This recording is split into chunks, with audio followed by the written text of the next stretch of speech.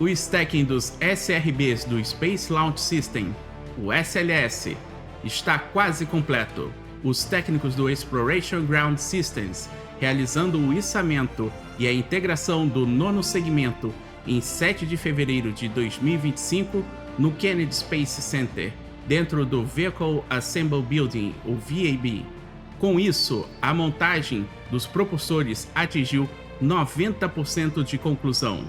Com o stacking do Ford Assemble esquerdo, estamos ainda mais próximos de um marco importante em março de 2025 para a missão Artemis II. Neste vídeo, vocês poderão conferir as imagens de todo o processo.